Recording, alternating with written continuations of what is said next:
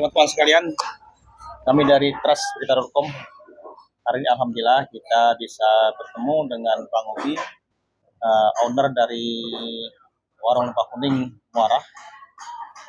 Kami mungkin akan menanyakan bagaimana sih tiap sukses dari Bang Obi sehingga bisa dikatakan bahwa Lempah Kuning ini menjadi ikon Pangkal Pinang dan menjadi rujukan juga bagi masyarakat baik itu di Bangka maupun di luar Bangka. Nah, mungkin nanti kita akan bertanya apa yang dilakukan oleh Bang Obi sehingga bisa seperti ini dan bagaimana sejarahnya. Siapa tahu kisah Bang Obi ini bisa menjadi inspirasi bagi teman-teman sekarang yang juga akan atau sedang mengolah kuliner bukan saja Lempah Kuning tapi mungkin yang lainnya. Tapi strategi yang kita bisa ingin tahu dari Bang Obi. Oke Bang Obi, bagaimana Bang Obi sejarah dari Bang Obi tertarik untuk buat Lempah Kuning? Kan banyak bidang lain nih, misalnya yang makanan atau lainnya. Ya, begini Bang Doy, terima kasih. Yang memang salah satu alasannya kita memilih usaha kulinernya memang pertama, saya hobi masak. Terus kedua, memang hobi makan lempah kuning. Dan ketiga, kenapa memilih lempah kuning? Karena memang lempah kuning ini kita ketahui sendiri bahwa memang sudah menjadi makanan khas daerah kita. Untuk di kalangan dapur-dapur rumah memang sudah familiar lempah kuning Muara. Tapi saya selalu berpikir, saya berkeinginan bagaimana bisa menggonesionalkan itu, mempopulerkan lempah kuning Muara ini istilahnya senusantara ya. Karena memang kita ketahui setiap kali kita juga dulu kan pernah jalan-jalan ke tempat orang, kita menjadi anggota dewan, sering kita berkunjung ke tiap-tiap daerah. Selalu yang kita tanyakan itu adalah makanan daerahnya, makanan khas daerah. Nah, ciri khasnya apa? Sehingga ketika kita berpikir, sehingga itulah saya berpikir juga apa menjadi khasnya Bangka Belitung. Ternyata lempah kuning. Memang lempah kuning bagi orang Bangka itu biasa kesannya. Tapi bagaimana dengan dapur Muara ini akan menjadi luar biasa. Ya tergantung kita membrandingnya itu gimana kan. Jadi memang lempah kuning ini memang masakan khas kita. Itu yang menjadi, dan saya menjadi ada kebanggaan tersendiri bisa melestarikan makanan khas Bangka Belitung. Dan kita tahu sendiri bahwa lempah kuning ini Pak, lempah kuning khususnya itu menjadi cagar budaya tak benda, sudah ditetapkan menjadi salah satu budaya cagar tak benda oleh Menteri Pendidikan dan Kebudayaan ya, pada saat itu dijabat oleh Pak Anies kalau tidak salah itu tanggal 20 Oktober tahun 2015. Nah, begitu Bang Doy. Artinya kita memang pengen memperkenal atau menggaungkan lempah kuning ini bisa menjadi bisa dinikmati oleh semua masyarakat yang ada di Indonesia. Iya, semua kalangan. Tapi gini, lempah kuning ini kan bukan bukan satu dua warung. Ya. Artinya sebelum Bang Obi juga mungkin sudah ratusan warung ya. Iya. Artinya Bang Obi kan masuk ke dalam sesuatu yang sebenarnya sudah populer. Iya. Sudah populer. Nah, bagaimana Bang Obi bisa bukan menggeser, artinya bisa menyamakan dengan mungkin orang-orang yang berdahulu membuka lempah kuning ini. Bagaimana strategi Bang Obi ini? Ya, strateginya sebelumnya begini Bang Daya, kita memang tahu lempah kuning jauh sebelum Muara buka sudah banyak warung lempah kuning. Benar sekali itu. Tetapi kami dengan istri ini kan memang hobi kuliner juga, penikmat lempah kuning lah istilahnya kan. Jadi kami tetap awal-awal sebelum buka ini kami juga berkunjung ke warung-warung yang lain sehingga ya jadi beberapa warung kita kombinasikan sehingga kita jadikan ini konsep untuk di Muaranya nanti. Jadi kita makan ke warung ini polanya, konsep yang ditawarkan. Terus di warung ini sehingga saya lihat banyak warung yang ada di Lempah Kuning khususnya di Pangkal Pinang, gaya mereka masih sama, masih dengan gaya-gaya yang misalnya makannya masih nasi lalapan, sajiannya disaji oleh oleh pemilik warung. Nah, jadi sehingga kami ketika pengen membuka lempah kuning bermusyawarah dengan istri bahwa nanti kalau kita makan di warung kita harus gayanya prasmanan. Sehingga kadang-kadang kita makan di tempat orang kan semuanya kena cas, Bang. Kita mau tambah lalapan cas, tambah sambalnya cas, nasinya juga kena cas, artinya mesti bayar semua. Nah, jadi kita mencoba untuk di Muara ini nantinya kita sampar konsep secara prasmanan sehingga orang berasa makan di rumah. Terus ada juga yang bilang seperti makan di kondangan ini. Oh. Jadi ngambilnya sesuka. Itu kayak gitu Bang. Pertama pemasarannya untuk penyajian makan nasi, lalapan itu prasmanan. Terus kami juga konsepnya ada yang membedakan dari orang lain. Pertama kali kesegaran ikannya, kami polanya itu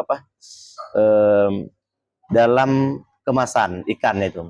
Jadi sengaja kami kemas ikannya, kami bungkus dengan plastik sehingga tidak banyak menyentuh tangan orang. Ketika orang pilih ikan juga bukan pegangnya ikan, masih pegang di plastik.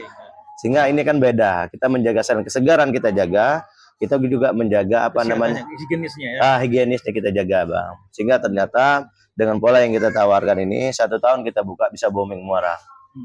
Terus bagaimana lagi tips yang kata kami lakukan ya, salah satu kami selalu membangun komunikasi dengan konsumen, dengan pelanggan, dan bahkan juga kami kadangkala konsumen kami antar sampai mobil. Terus kami bangun chemistry-nya dengan pelanggan sehingga mereka ada kenyamanan makan di Muara itu, Bang. Ya, sebenarnya kalau lihat dari promosi kan tidak terlalu luas sebenarnya kan kalau ini di luar kan tadi membangun komunikasi antar konsumen itu Bang Ubi bisa lebih maju lah saya lihat. Karena saya juga sebenarnya peminat Bang Ubi juga. Kemajuan Bang Ubi ini sangat signifikan ya, dari mulai tahun 2020 langsung 2022 satu tahun cuman. 1 tahun Bang Doi, alhamdulillah. Nah, itu sejarah bagaimana Bang Ubi bisa Bang Ubi mendirikan Bang Ubi di Muara ini? Apakah sebelumnya sudah pernah tempat lain atau gimana sehingga berdiri di sini? Ya, ini warung Muara ini, Bang Doi, saya terinspirasinya di Hamburbe Batam. Tadinya saya sama istri mau Hamburbe. Hamburbe itu kawasan yang ada di Batam, yang kawasan kuliner. Yang ada di Batam. Memang view-nya juga sama dengan Muara. Di pinggir laut. Cuman kalau ini sungai, di Hamburbe Batam itu laut memang. Depannya sudah kelihatan Singapura. Jadi banyak saya di Batam, di rumah Ko Effendi namanya, itu abangnya owner Honda, mobil Honda, Mas Agung Keri Agung itu. Keri Agung ya, Honda. Ya. Mas Jaya ya itu ya, yang ini ya.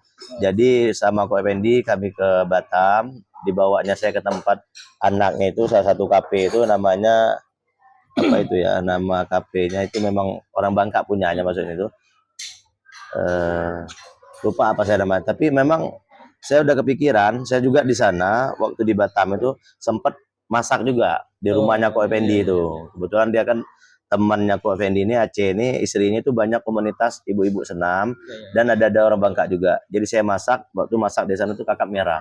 Saya masak, mereka bilang Bang Obi ini lomba kuning juga, ini enak katanya karena terasinya kebetulan istrinya orang Teboli. Dia memang ada stok terasi Bangka yang saya masak, terus makanlah mereka, keluarga besarnya makan. Dia bilang, Bang Obi ini enak, nanti kita bisa promosi, teman kita banyak kan. Terus karena memang anak Ko Effendi juga, dia bisnisnya di apartemen, dia bilang kita bisa bantu. Dia punya ruko yang memang siap untuk kita pakai. Tetapi niat itu, ambisi saya tuh nggak kesampaian dibuka di sana karena memang istri salah satu pertimbangannya jauh. Lebih betah di Bangka. Iya, tapi saya gregetnya mau buka Lempah Kuning memang udah lama. Sehingga pulanglah kami dari Batam, berapa hari ke depannya saya jalan-jalan, kebetulan saya ketua nelayan. Adalah salah satu teman atau anggota nelayan, mereka, Pak Ketua, dia bilang, itu di daerah Muara, di Ketapang, dia bilang, ini kan belum ada nama Muara. Di Pelabuhan Acun, itu banyak kapal yang bersender, kapal dari Sungai Liat, karena Sungai Liat kapal kan nggak bisa masuk, Pak. Lagi ini ya. Jadi mereka sebagian kapal itu, kapal gai, kata orang itu, bersandarnya di pelabuhan Acun ini. Jadi saya melihat, Pak, begitu saya diteleponnya, coba ke sini, saya lihat ternyata masih sepi ini, Pak, kosong, cuma ada dananya. Ya udah, awal mulanya saya belum buka Lempah Kuning untuk meyakinkan istri saya ini, karena dia juga kurang yakin karena tempatnya di pojok ini kan. Orang biasa di pasar, dia pengennya di tempat di tengah kota. Sempat bisa berangan ini ya, pendapatnya, berseberangan pendapat, tetapi saya optimis, saya bisa memberikan kepercayaan kepada istri bahwa ini suatu saat bakal ramai. Karena saya bilang kita masak enak, insya Allah orang akan datang. Jadi belum Lempah Kuning, awal mulanya kami buka warkop dulu, warung kopi, Pak, warung kopi. Warung kopi ini kami jual mie rebus, terus goreng pisang sama pempek sama kopi. Itu awal mulanya. Cuman kadang-kala nelayan datang, mereka kan beli rokok di sini, ngambil ransumnya sebagian. Jadi dikasihnya ikan, Bang Doi, dikasih ikan sama saya Saya masak. Nanti udah saya masak, saya panggil lagi. Ayo bang, sini makan. Makan mereka. Ini ABK kapal ini semuanya makan. Kalau dikasih ikan banyak kan saya masak. Makan bersama kami di sini. Dia bilang, Bang Obi, ini masakannya enak lempak kuningnya. Mending buka lempak kuning, kata dia. Saya memang udah ada niat, cuman istri belum ini. Iya, belum ada. Jadi sudah ketiga kalinya datang lagi, kasih lagi makan. Bang, bukalah lempak kuning, Bang. Ini enak, Bang. Saya yakin bisa ini katanya kan. Nanti kan kami bisa jual dengan Bang Obi, bisa bersuplai kata mereka kan. Jadi saya bilang dengan orang rumah ketiga kalinya saya musyawarah. Itu awal mulanya omsetnya juga masih kecilan lah. Sekitar 500 600 satu harinya kita dapatlah 100 sampai 150. Saya bilang coba kita buka lempak kuning. Karena kebetulan memang saya kan punya relasi lama kan banyak teman-teman anggota dewan, memang di organisasi. Terus saya bilang sama istri, saya bismillah aja. Insya Allah saya yakin ini bakal ramai nanti suatu saat ke depan. Karena memang kita manfaatkan link kita selama ini. Karena kita biasanya nongkrong di tempat orang, bagaimana kita buat nongkrong supaya orang datang ke sini. Sehingga isi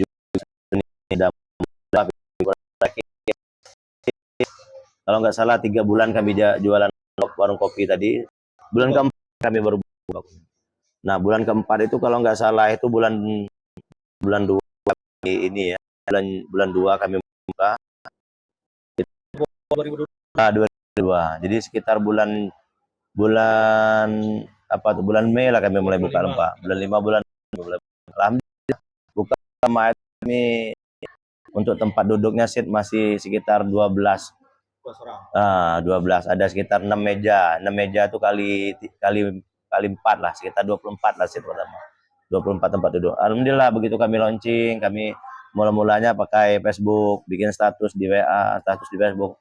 Ya, akhirnya ada antusias teman-teman ini luar biasa. Langsung menanyakan di mana lokasinya di ini. Terus begitu mereka makan, mereka bilang enak, kami ambillah testimoninya sedikit-sedikit. Ya kami sebar di medsos. Dan alhamdulillah berselang waktu dapat rezeki, kami kumpul, kami coba lebarin. Tambah, ini udah keempat kalinya kami menambahnya, kami ngelebarnya. Alhamdulillah, lebar pertama penuh, lebar kedua penuh, akhirnya sampailah pelebaran keempat. Sehingga seat kami sekarang ini kalau nggak salah ini kurang lebih penuh total 140 orang. Cukup satu kali duduk ini. Nah, begitulah chemistry pertama awal mulanya bukanya, Bang. Berarti ikan berapa kilo habis sehari? Ikan sehari kurang lebih 250 sampai 300 kilo habis kita. Total. Kalau sekarang ini ya. Kalau awal-awal dulu sekitar 15 kilo, masih sedikit waktu itu kan, memang belum gitu banyak. Karena memang juga kami pada saat itu belum mempersiapkan dapur yang inilah, memadai lah istilah, karena cuman seharinya paling orang makannya 20-an, belasan orang. Nah, tapi niat dan sikap optimis di dalam hati kami untuk bisa menjadikan warung ini menjadi besar, Muara ini sangat yakin istilahnya, Bang. Ada keyakinan, ada model yakin. Terus Muara ini gimana bisa nama Muara kan ya? Nah, banyak. Misalkan orang nanya gimana nama Muara? Jadi menarik juga. Iya. Aneh, Muara. Kami ada 3 sebenarnya kami persiapan untuk namanya, Bang. Jadi awal mulanya teman karena istri saya dulu pernah buka rumah makan juga. Jadi dia mau kasih rumah makan Tobuali, dia bilang kan, lempak kuning Tobuali kan. Tapi saya berontak juga. Kita buka aja Hambur B, saya bilang warungnya Hambur B. Pengalamannya Hambur B Bangka, saya bilang Hambur B Bangka, Hambur B di Batam itu kan ramai, terkenal kan. Kita buka aja Hambur B Bangka, saya bilang. Tapi masih belum cocok juga, sehingga ada teman kami, salah satunya Pak Nasir, dia juga ya siap, oke Bu, makasih Bu ya. Ya, dia juga ini kan pengusaha kuliner, Pak Nasir ya. Beliau juga yang memberi masukan dengan kita. Coba kasih nama. Oke, bye-bye. Siap. Oke. Ya, jadi oleh Pak Nasir tadi, Bang Doy, kenapa nggak nama Muara aja? Ini kan Muara katanya. Begitu dia kasih nama Muara, langsung saya ini, langsung ngeh lah istilahnya, langsung klik lah. Saya bilang oke, ini mantap ini ya. Ternyata nama Muara juga membawa hoki bagi kami, Bang Doy. Tempatnya unik karena memang posisinya di Muara kan. Nama itu yang lepas kayak tidak sengaja ya. Iya. Begitulah sedikit awal cerita berdirinya Muara ini, Bang Doy. Ya, Bang sana ada. Ya.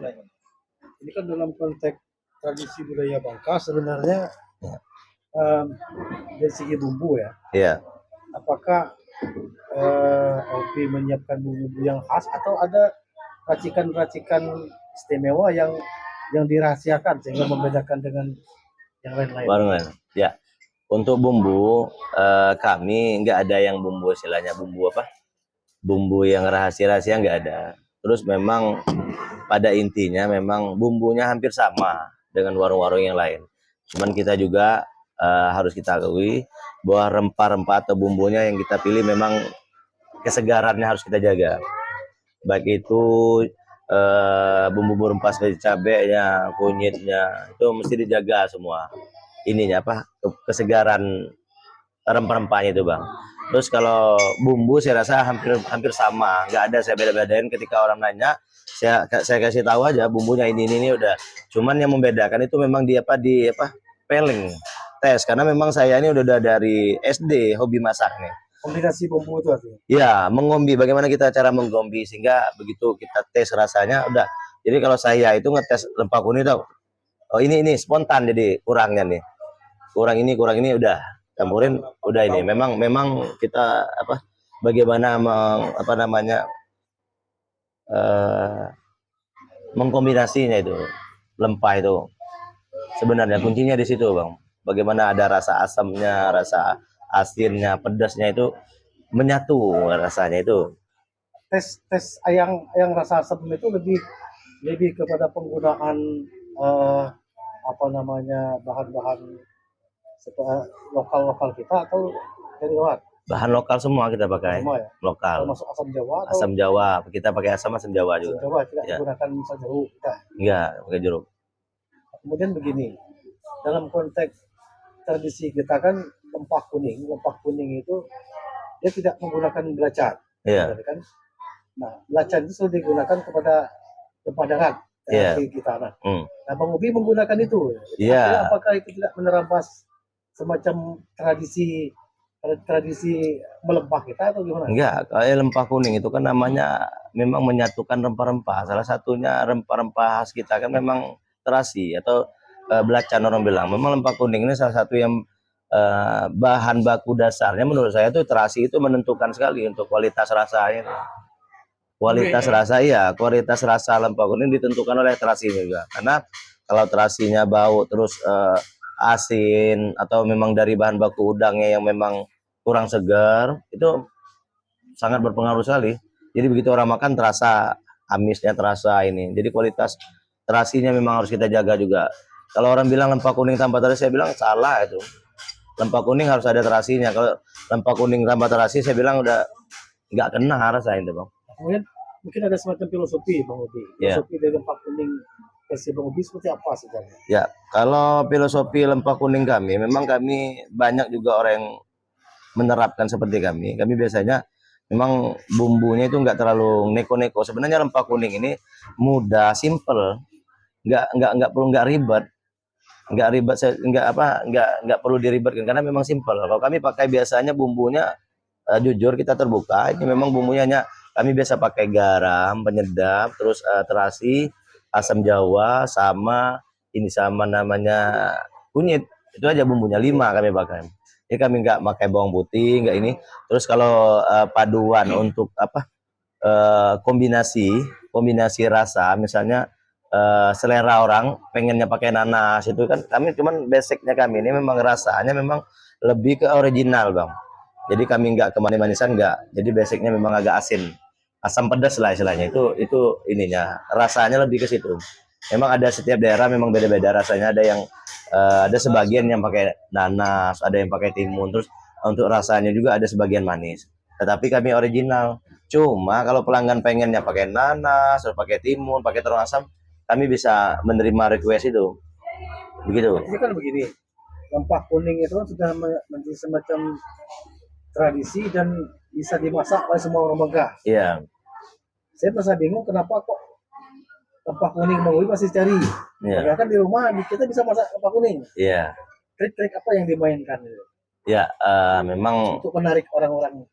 memang orang tidak ini ya, memang kita tidak tidak bisa dipungkiri itu tes dan rasa itu juga sangat sangat ini bang, sangat mempengaruhi untuk orang bisa datang ke Bali atau bisa datang ke Muara untuk mencoba rasa penasaran itu. Karena memang kita tahu sendiri banyak ya kita testimoni, bahkan bukan hanya di kalangan lidah ya masyarakat Bangka Belitung yang sudah mengklaim bahwa lempah kuning Muara ini yang kami miliki, mereka bilang enak. Jadi bukannya bagaimana kita membuat orang, kami juga kan biasanya kami selalu ketika ada tamu yang dari luar kami selalu minta testimoninya. Ini salah satu strategi kita juga untuk membuat orang penasaran. Artinya orang yang dari luar juga ataupun dari Bangka asli yang belum datang ke Muara jadi penasaran begitu. Untuk rasa mungkin ya setiap lidah kan berbeda. Kami tidak bisa mengklaim bahwa kami mengatakan lempah kuning kami enak, enggak. Kembali kepada pengunjung, kembali kepada penikmatnya sendiri.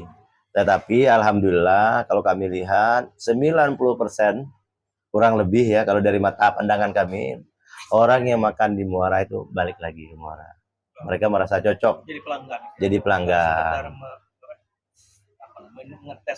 Iya, dan kabar baiknya juga Bang, kabar gembiranya juga warung lempah kuning Muara bukan hanya tamu dari Bangka ataupun luar daerah seperti Jakarta, Pulau Jawa, Kalimantan, Medan sudah datang semuanya. Tetapi sudah banyak beberapa negara Asia, bahkan dari Amerika, bahkan dari Jerman. Tadi barusan mungkin Bang Doi lihat sendiri, ini tamu kita dari Prancis. Ada juga dari Cina juga, dari Uganda, Afrika juga ada. Jadi alhamdulillah mereka banyak tamu-tamu yang dari luar negeri sudah mulai mengenal lempah kuning. Jadi mudah-mudahan doakan mudah-mudahan lempah kuning ini memang mendunia. Itu salah satu cita-cita kita, impian kita juga. Dan mereka juga sudah mencicipi lempah kuning kita. Memang ada sebagian yang komplain mereka, cuman mereka nggak suka pedas. Kadang mereka cuma sepedas, tapi masuk rasanya itu. Nah begitu Bang. Jadi bukan hanya ini, bukan hanya di Indonesia aja, bukan hanya dalam negeri aja, tapi sudah ke luar negeri juga untuk lempah kuning. Bang Ubi bisa cerita juga tentang jatuh bangunnya Bang Ubi ya? Sebelum menggeluti usaha ini. Ya, jadi kami dengar Bang Ubi ini anggota dewan juga ternyata dulu. Iya, dulu mantan anggota dewan, mantan napi yang lika-liku kehidupan yang sudah kita jalani ya. Jadi memang dulunya sempat menjadi anggota dewan, karena mungkin musibah, ada kita musibah sedikit, salah perempuan, perlindungan perempuan dan anak, ya memang kita tidak kita pungkiri, saya juga menjadi anggota dewan masih bujang, jatuh cinta sesuatu hal yang lumrah, yang wajar, cuman mungkin godaan setan tadi yang mungkin tidak terbendung lagi sehingga terjadi hal-hal yang tidak diinginkan. Sehingga dan saya pun orangnya siap mempertanggungjawabkan Bang Doi. Jadi nggak perlu cari saya yang nemuinya, kami juga yang ke Kapoldanya sama pacarnya. Memang pada dasarnya kami suka sama suka. Cuman ada aturan yang tidak membolehkan anak-anak di bawah umur. Karena pada saat itu memang kita lagi jadi public figure, jadi anggota dewan. Jadi anggota dewan termuda, tercepat juga. Jadi kalau Bangka Selatan dari Dapil 3 dari Partai PKB. Hingga dengan berat hati saya harus menjalani semuanya. Tadinya biasa ketemu begitu banyak orang, jadi berubah seperti dunia mau runtuh. Tetapi apalah daya, nasi sudah menjadi bubur. Harus kita jalani hidup ini, Bang. Jadi banyak juga kita dapatkan pelajaran di pesantren, khususnya di Lapas Tua Tunu. Kita 3 tahun 6 bulan, Bang Doi, menjalani masa-masa di dalam penjara itu. Dan saya coba untuk menikmati dan menjalani hidup. Alhamdulillah saya juga mengasah kemampuan masak. Ini juga sempat di lapas juga. Saya hobi masak di dapur. Ketika ada longgar-longgar waktu, saya ikut bantu yang warga binaan yang kerja di dapur. Kita ikut masak. Ya, saya sengaja dipanggil nanti oleh pegawai-pegawai karena memang pegawai dan dari mulai Kalapas, APLP, Kantipnya, Kasih Binadiknya sampai Karupam dan regu pengamanan di Lapas Tua Tunu. Demi Allah Pak, Bang Doi, saya katakan mereka baik semua. Memang pola pembinaan dilakukan mereka jalan. Ini saya rasakan. Jadi penjara itu tidak seburuk yang orang pikirkan. Maka kedepannya saya juga akan memberikan motivasi kepada teman-teman semua yang khususnya warga binaan untuk jalani hidup ini tetap semangat. Kita bermuhasabah diri. Iya, di dalam kita ada kesempatan juga untuk beribadah, untuk mengasah keterampilan. Tetap semangat. Akhirnya tibalah 2018, tepatnya tanggal 17 November saya bebas itu 2018. Jadi pasca bebas itu belum buka lempah kuning, belum. Jadi pasar bebas sempat kita berkebun lada karena di dalam banyak warga binaan yang lagi ini apa lagi proses produksi bibit lada. Karena bibit lada kan pada saat itu lagi gencar-gencarnya dipromosi ke pemerintah, sehingga ada salah satu warga binaan yang memang keterampilannya di pertanian, sehingga mereka melakukan penanaman bibit lada. Kita beli 1.000 pada saat itu Bang Doy, tetapi kita jalani alhamdulillah ya, mungkin qadar Allah tadi belum ini apa belum bisa menikmati hasil, mati sahanya. Terus balik lagi nambang juga. Pernah juga kita bertambang, nambang. Ya namanya juga di Bangka Belitung kita tahu kan. Memang salah satu primadonanya di tambang ya. Sempat menambang tetapi memang uratnya mungkin nggak jodoh ya. Nambang juga kita sudah keliling di Lepar Pongo, di Pangkal Pinang. Terus beberapa juga jadi pembeli tinta ilegal, dikejar polisi, razia apa sudah kita lalui semua. Masih tertarikkah untuk kembali ke dunia politik kira-kira? Dunia politik untuk saat ini belum, Bang. Memang banyak ketua-ketua partai tawaran untuk bisa kembali ke dunia politik. Tapi saya jawab dengan terima kasih. Saya lebih memilih untuk bersahabat dan berteman dengan siapapun. Menarik dengan ketika kita bicara tentang politik dan lempak kuning. Ya. Nah, kira-kira ada semacam politisasi lempak kuning? Ada, memang kehidupan kita kalau saya lihat tidak lepas dari perpolitikan juga. Artinya dagang juga mesti berpolitik. Bagaimana kita membangun komunikasi dengan anggota-anggota partai supaya mereka merangkul ketua partainya ke sini. Jadi itu harus kita bangun. Memang dagang itu tidak lepas dari politik. Saya lakukan ini. Karena ada ujar-ujar dari Tuboli juga ini. Ya. Lempah menyatukan kita, apa pendapat Bapak? Ya, memang benar. Itu saya sangat sependapat dengan itu. Teman enggak lempah menyatukan kita. Cuman kan kita tidak pakai tagline itu, takut nanti kita pakai apa bersinggungan dengan orang-orang begini. Nah, takut ini. Padahal lempah menyatukan kita. Soalnya di Lempah Kuning Muara ini saya temui, saya jumpai dengan kami, mereka reuni bisa ketemuan di Muara yang mereka sudah lama tidak berjumpa. Contohnya kemarin ya Ko Aliong namanya, dia suka lihat, dia cerita apa dia teman SD, dari SD lulusan sampai dia umurnya 50 tahun nggak pernah ketemu, ternyata ketemu di sini, ketemu di Lempah Kuning. Itulah politik Muara itu. Iya. Yeah. Jadi ya. Oke, terima kasih Bang. Baik untuk Bang Bobi sendiri sebagai pemilik Lempah Kuning Muara dan harapan Bobi sebagai pelaku kuliner Bangka Belitung. Ya. Ya, memang tentu harapannya saya berharap dan bermimpi ya, nggak ada apa mimpi itu nggak bayar kata orang kan. Saya bermimpi bagaimana Lempah Kuning khususnya Lempah Kuning kami, Lempah Kuning Muara ini bisa memiliki cabang-cabang di daerah yang ada di Indonesia, terutama di 33 provinsi yang ada di Indonesia. Itu harapan kita, mimpi kita bagaimana memang Lempah Kuning ini bisa dinikmati di mana saja. Untuk di kota-kota Indonesia khususnya. Ya, dan lebih khususnya lagi cita-citanya kita juga besar. Mudah-mudahan bisa menggo internasionalkan Lempah Kuning. Misalnya di daerah untuk saat ini udah ada 2 tawaran kita untuk di luar negeri, Bang. Ada customer kita atau pelanggan setia kita dari Malaysia yang mengajak kita untuk buka di Malaysia. Mereka senangnya Lempah Kuning sama cumi hitam. Udah ada tawaran untuk membuka cabang di Malaysia, Bang. Cuman kan karena memang jauh, tetapi kita akan pelajari dulu dan tentunya kita tetap optimis ya, mudah-mudahan bisa memang terwujud keinginan kita membuka cabang di luar negeri juga nantinya. Selain kita buka cabang di Indonesia, kita buka cabang di luar negeri nanti, Bang. Seiring waktu, karena memang perjalanan Muara untuk saat ini memang baru seumur jagung. Ya, belum bisa dikatakan legendnya seperti warung-warung di luar kita lihat sudah belasan, ya udah turun temurun dari orang tuanya ke anak ke cucunya. Itulah harapan kita, Bang. Oke lah, Bang Bobi, terima kasih. Banyak hal yang bicarakan Bang Bobi soal trafik Lempah Kuning dan masa depan Lempah Kuning kita. Teman-teman sekalian, tadi obrolan singkat kami Berita.com dengan Bang Bobi. Semoga apa yang dikatakan Bang Bobi tadi bisa menjadi inspirasi bagi kita semua. Oke. Terima kasih. Wassalamualaikum warahmatullahi wabarakatuh.